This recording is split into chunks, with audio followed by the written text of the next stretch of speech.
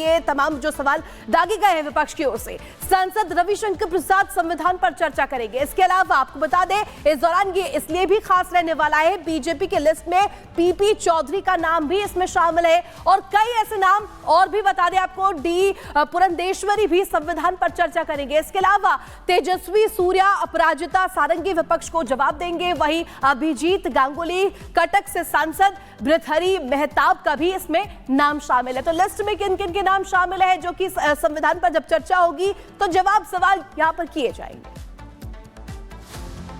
और गणेश इस वक्त हमारे साथ जुड़े सीधे हैं, उनसे जानकारी लेते हैं। गणेश, आज चर्चा होने वाली है, महत्वपूर्ण दिन है, रक्षा मंत्री राजनाथ सिंह इसकी शुरुआत करेंगे, क्या जानकारी? देखिए, जिस तरीके से हम देखिए शीतकालीन सत्र की जब से शुरुआत हुई, सत्र पूरी तरीके से हंगामेदार रहा, हंगामे की भीड़ चढ़ता रहा। लेकिन आज जिस तरीके से जो संसद के मतलब संविधान की जिस तरीके से 75वीं सालगिरह है उसको लेकर आज पूरी तरीके से चर्चा होनी है और 2 दिन की समय निर्धारित किया गया। लोकसभा में चर्चा को लेकर 13 और 14 तारीख को लोकसभा में चर्चा की तारीख निर्धारित की गई है। वहीं अगर बात करी जाए लोकसभा में इसकी शुरुआत को लेकर तो रक्षा मंत्री राजनाथ सिंह इसकी शुरुआत करेंगे। जिस तरीके से अगर जो जानकारी मिल रही है कि एनडीए के जो तमाम नेता है, चाहे राजकुमार सांगवान सामविवी चौधरी हो, एसडी, जिस तमाम ये लोग अपनी इस चर्चा में अपनी बात रखेंगे। लेकिन एक और जो जानकारी जो मिल रही है कि बीजेपी या यूं कहें कि एनडीए सरकार को जिस तरीके से इमरजेंसी से लेकर संविधान में किस तरीके से कांग्रेस के द्वारा जो छेड़छाड़ की गई थी उसको लेकर भी इस चर्चा के दौरान कांग्रेस के ऊपर निशाना साधेगी। तो उधर कांग्रेस की ओर से अगर हम बात करें तो प्रियंका गांधी इसकी शुरुआत कर सकती है और राहुल गांधी भी संविधान की चर्चा के दौरान वो भी अपने वक्तव्य रख सकते हैं। लेकिन देखने वाली बात यह होगी जब 12 बजे से संविधान पर चर्चा की शुरुआत होगी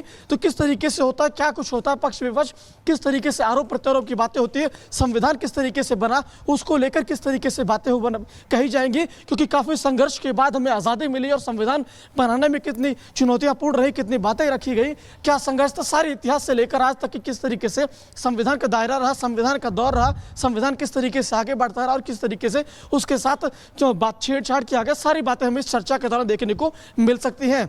जी बिल्कुल, हम आपको यहां पर रुकेंगे लेकिन बना के रखते हैं आपको, ताकि संग्राम क्यों है ये सवाल भी है और ये सवाल सभी जानना चाहते हैं क्योंकि सत्र को लोगों ने करीब से देखा है। लेकिन गिरिराज सिंह क्या कहते हैं केंद्रीय मंत्री इस पर, जरा वो भी देखते हैं। जी को धन्यवाद दूंगा कि उन्होंने संविधान दिवस के रूप में मनाने का काम किया। देश के नौजवानों को, देश को याद रहे संविधान केवल पॉकेट में संविधान लेने का चीज नहीं है, बल्कि संविधान को व्यवहार में लाने की जरूरत है।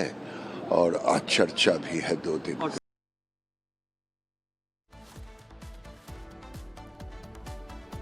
और चलिए अब बात करेंगे राजधानी दिल्ली की, जहां पर देखिए एक बार फिर से स्कूलों में बम से उड़ाने की उसे धमकी दी गई है और तमाम जो स्कूल है इस लिस्ट में ये प्राइवेट स्कूल बताए जा रहे हैं। इसके बाद ये सवाल खड़ा हो रहा है कि दिल्ली के स्कूलों को उड़ाने की साजिश आखिर किसकी?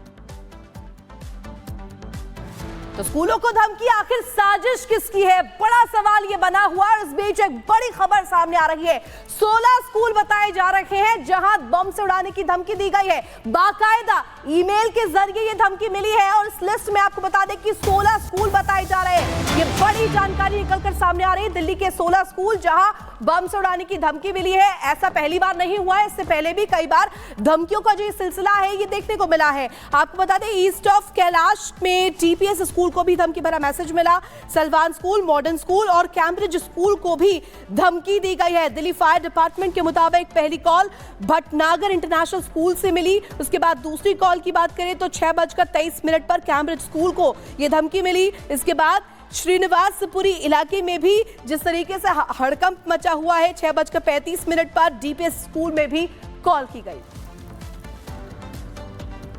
और दिल्ली में कई स्कूलों को धमकी भरा मेल किया गया है, बम चढ़ाने की धमकी दी गई है। 2 से 3 दिन पहले हमने आपको बताया था कि करीब 40 स्कूलों को ऐसी ही धमकी दी गई थी। लेकिन अभी जिन स्कूलों को धमकी दी गई है उनके बाहर क्या स्थिति है, कैसे सुरक्षा के इंतजाम है, कैसे डॉग स्क्वाड की टीम मौजूद है, बम निरोधक दस्ता मौजूद है, साहिल की रिपोर्ट देखिए।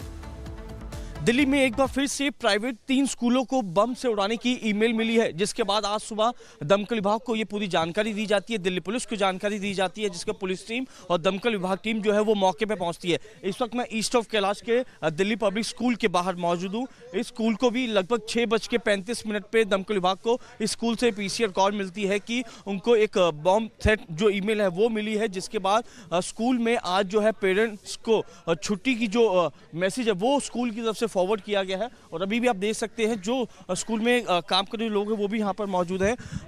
मैम आप स्कूल में काम करते हैं? सर मुझे नहीं पता। कुछ जानकारी आप यही काम करते हैं? नहीं ये सभी वो महिलाएं हैं जो यहाँ पे काम करती हैं। क्या नाम है आपका? सर ज्योति। क्या पता चला आपको स्कूल से अभी बाहर नहीं कुछ ऐसा? सर हम अंदर जा ही नहीं पाए, हम लोग बाहर ड्यूटी के लिए आए थे, ड्यूटी से आते गेट बंद था, सर ने बोला सब लोग बाहर खड़े हो जाइए, तब से सर अभी आप लोग बाहर ही है। कुछ और बताया कुछ ऐसा? ऐसा हमें नहीं बताया। तो आज बच्चों की छुट्टी है? हाँ जी सर। कुछ और बातचीत हुई?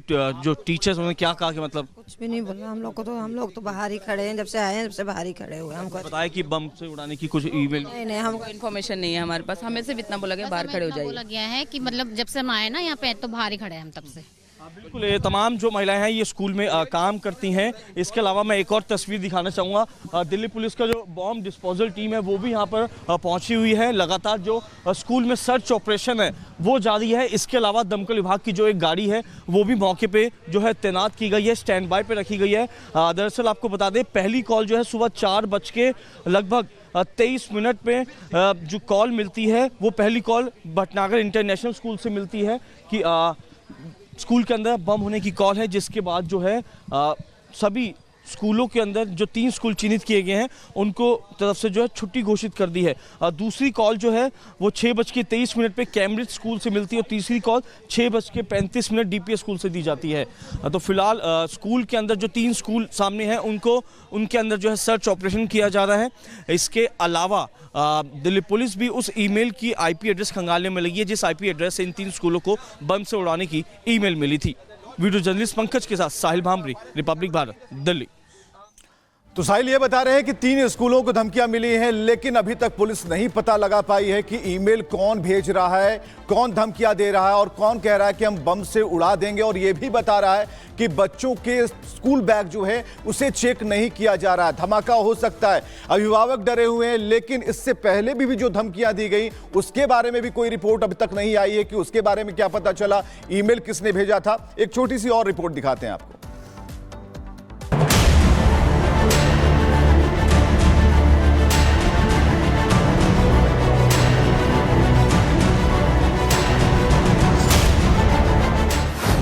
धमकी पर धमकी, धमकी पर धमकी।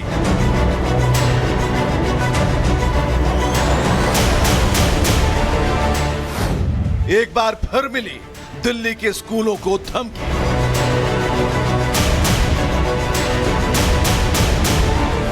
बम से उड़ाने की मिली धमकी। दिल्ली को दहलाने की मिली धमकी। अब तो हद ही हो गई है। हर दूसरे दिन दिल्ली के प्राइवेट स्कूलों को धमकी पर धमकी मिल रही है। धमकी देने वालों का दुस्साहस इतना बढ़ गया है कि वो कभी ईमेल भेजकर धमकी दे रहे हैं तो कभी डायरेक्ट फोन लगाकर धमका देते हैं।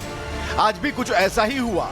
दिल्ली के प्राइवेट स्कूलों को धमकीबाज ने एक ईमेल भेजा, ईमेल भेजकर धमकी दी। धमकीबाज ने ईमेल में लिखा है, हम 13 और 14 दिसंबर के बीच किसी भी समय बम ब्लास्ट करने वाले हैं। स्कूलों को बम से उड़ाए जाने के लिए बम लगा दिए गए हैं।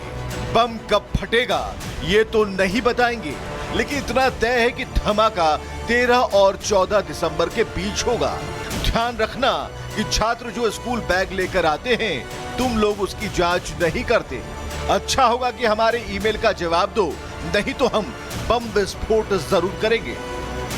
दिल्ली में एक बार फिर से प्राइवेट 3 स्कूलों को बम से उड़ाने की ईमेल मिली है, जिसके बाद आज सुबह दमकल विभाग को ये पूरी जानकारी दी जाती है, दिल्ली पुलिस को जानकारी दी जाती है, जिसके पुलिस टीम और दमकल विभाग टीम जो है वो मौके पे पहुंचती है। इस वक्त मैं ईस्ट ऑफ कैलाश के दिल्ली पब्लिक स्कूल के बाहर मौजूद हूँ। इस स्कूल को भी लगभग 6:35 पे दमकल विभाग को इस स्कूल से पीसीआर कॉल मिलती है कि उनको एक बम थ्रेट जो ईमेल है वो मिली है, जिसके बाद स्कूल में आज जो है पेरेंट्स को छुट्टी की जो मैसेज है वो स्कूल की तरफ से फॉरवर्ड किया गया है। जब से दिल्ली के प्राइवेट स्कूलों को धमकी भरा ये ईमेल आया है, उनकी नींद उड़ी है। सोचिए उन माँ बाप का क्या हाल होगा जिनके बच्चे दिल्ली के इन प्राइवेट स्कूलों में पढ़ रहे हैं। ये सभी वो महिलाएं हैं जो यहाँ पे काम करती हैं। क्या नाम है आपका? सर ज्योति। क्या पता चला आपको स्कूल से अभी बाहर नहीं कुछ ऐसा? सर हम अंदर जा ही नहीं पाए हैं, हम लोग बाहर ड्यूटी के लिए आए थे। ड्यूटी से आते गेट बंद था, सर ने बोला सब लोग बाहर खड़े हो जाइए, तब से सर अभी आप लोग बाहर ही है। कुछ और बताया कुछ ऐसा? ऐसा हमें नहीं बताया। तो आज बच्चों की छुट्टी है? हाँ सर। हाँ जी सर। अच्छा, कुछ और बातचीत हुई? जो टीचर्स उन्होंने क्या कहा कि मतलब? कुछ भी नहीं बोला हम लोग तो बाहर ही खड़े हैं, जब से आए हैं जब से बाहर ही खड़े हुए हैं। हमको बताया कि बम से उड़ाने की कुछ ईमेल? नहीं हमको इन्फॉर्मेशन नहीं है हमारे पास, हमें सिर्फ इतना